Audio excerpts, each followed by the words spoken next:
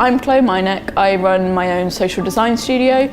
We specialise in co-designing with people and combining physical and digital. Trove is a product we've been designing with and for children in care and adopted children. And the project is a collaboration between my company and the University of Bristol.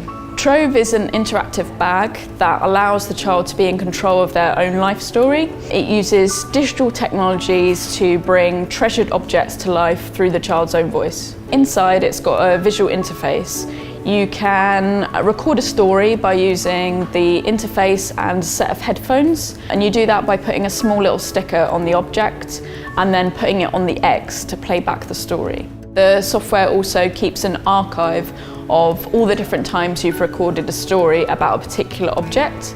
Some of the features of Trove include audible instructions to make it more accessible. It's customizable so you can add your own objects and stories. There is a simple visual password to add a level of security to your stories. It can all be backed up to the cloud to keep everything safe.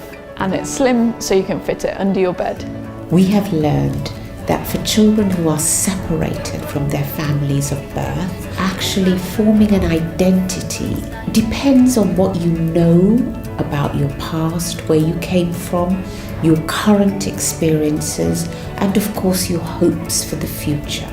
There was a sense in which, talking to Chloe, it seemed that this would fill a really important gap, because without birth family reminders over time, it's very easy for the stories to be lost. The objects remain really precious, but the stories get lost over time. Objects for all of us are important anchorage points in terms of our identity, in terms of giving us some sense of who we are and belonging.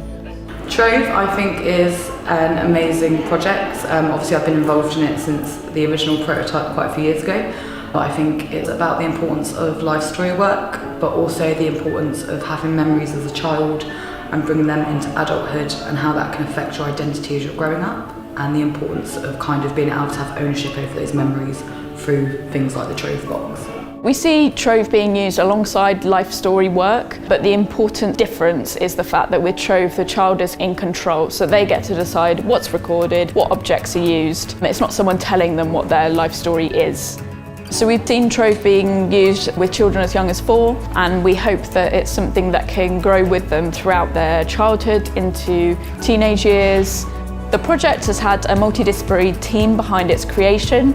Throughout the process of designing Trove, we've been running workshops and pilots with different groups in order to gather feedback. Some of these groups have included care leavers, children in care, adopted children, foster parents, adopted parents, and social workers. And all these people have really helped us gather lots of feedback and insight, so we know that we are designing something that fulfills people's needs. Some of the benefits we've already seen, especially through our pilot with adopted children, is the fact that they're getting their objects down from the loft and they're asking their parents, oh, where does this come from? What does this mean? And it's really strengthened that family bond and openness to talk about difficult topics.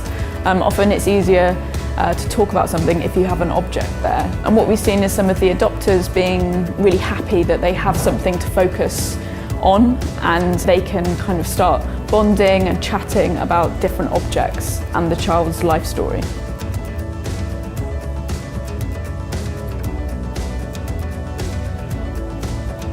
The next steps for Trove with funding is to test the current prototypes we've got, and then it's to iterate on that and get investment to launch this product to get it to the children that need it. By having a Trove, a child knows that they are cared for. They can look back on previous experiences, try to connect the dots, and have a greater sense of identity and who they are.